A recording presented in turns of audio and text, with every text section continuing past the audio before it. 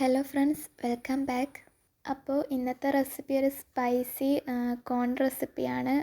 ഇതൊരു തന്തൂരി സ്റ്റൈലിലാണ് റോസ്റ്റ് ചെയ്തിരിക്കുന്നത്. നല്ല ടേസ്റ്റാണ്. അപ്പം ഇതെങ്ങനെ ഉണ്ടാക്കാമെന്ന് നോക്കാം.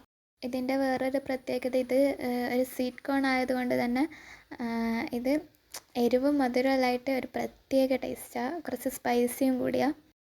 അപ്പം ആദ്യത്തെ സ്റ്റെപ്പ് എന്ന് വെച്ചാൽ ഇത് ക്ലീൻ ചെയ്തെടുക്കലാണ്. അപ്പം ആദ്യം ഇതൊന്ന് ക്ലീൻ ചെയ്തെടുക്കണം. അപ്പോൾ ഇതാ ഞാൻ ക്ലീൻ ചെയ്തെടുത്തിട്ടുണ്ട്. ഇനി ഒരു സോസ് പാൻ വെച്ചിട്ട് അതിലത്തേക്ക് ഇത്ര ഭാഗം വെള്ളം ഒഴിച്ച് ഈ കോണ് അതിലത്തേക്ക് ഇട്ട് കൊടുക്കണം. ആവശ്യത്തിന് ഉപ്പും ചേർത്ത് ഇതിനെ ഒന്ന് വേവിപ്പിച്ചിട്ട് എടുക്കണം.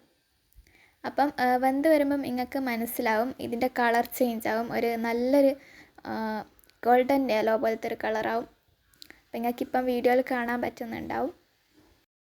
ഈ ടൈമിൽ ഫ്ലെയിം ഓഫ് ചെയ്യാം. ഇനി അടുത്ത സ്റ്റെപ്പാണ് ഇതിന് വേണ്ട മസാല റെഡിയാക്കൽ. അതിന് വേണ്ടിയിട്ട് ഞാനൊരു ബൗൾ എടുത്തിട്ട് 1 ടേബിൾ സ്പൂൺ അങ്ങനെ തൈര് ഒഴിച്ച് കൊടുക്കുന്നുണ്ട്. അതുപോലെ ആവശ്യത്തിന് ഉപ്പും ചേർത്ത് കൊടുക്കുന്നുണ്ട്. പിന്നെ വേണ്ടത് 2 ടീസ്പൂൺ ചില്ലി പൗഡറാണ്. പിന്നെ വേണ്ടത് 1/2 ടീസ്പൂൺ പെപ്പർ പൗഡർ, ഒരു 1/4 ടീസ്പൂൺ അങ്ങനെ മഞ്ഞൾപ്പൊടി. അതുപോലെ ഞാൻ 1 ടീസ്പൂൺ അങ്ങനെ പാപ്രിക്ക പൗഡർ ചേർക്കുന്നുണ്ട്. നിങ്ങൾക്ക് ഇതിന് പകരം തന്തൂരി മസാല ചേർക്കാം. പിന്നെ ഇതുപോലെ 1 teaspoon kasuri methi, same 1 teaspoon തന്നെ ജിഞ്ചർ ഗാർലിക് പേസ്റ്റും കൂടി ചേർത്തിട്ട് ഇതുപോലെ നന്നായിട്ട് മിക്സ് ചെയ്തെടുക്കണം. ഇതൊരു പേസ്റ്റ് രൂപത്തിൽ ഇതുപോലെ കിട്ടണം. ഇനി അടുത്ത സ്റ്റെപ്പ് ഈ മസാല മാരിനേഷൻ ചെയ്യലാണ്. കോണിലേക്ക് ഇത് തേച്ച് പിടിപ്പിക്കണം. എല്ലാ ഭാഗത്തേക്കും ആവുന്ന രീതിയിൽ തേച്ച് പിടിപ്പിക്കണം. അപ്പം ഇതുപോലെ ഒരു സ്ലൈസ്, ഒരു ഹാഫ് ലെമൺ എടുത്തിട്ട് ഇതുപോലെ മസാലയിൽ മുക്കിയിട്ട് തേച്ച് കൊടുക്കണം. അപ്പം കുറച്ചും കൂടിയും ടേസ്റ്റ് കിട്ടും. ഇങ്ങനെയാണ് ചെയ്യേണ്ടത്. ഇതൊരു സ്ട്രീറ്റ് ഫുഡ് സ്റ്റൈലിലാണ് ചെയ്യുന്നത്. ഈ മസാലക്ക് അടിപൊളി ടേസ്റ്റാണ്.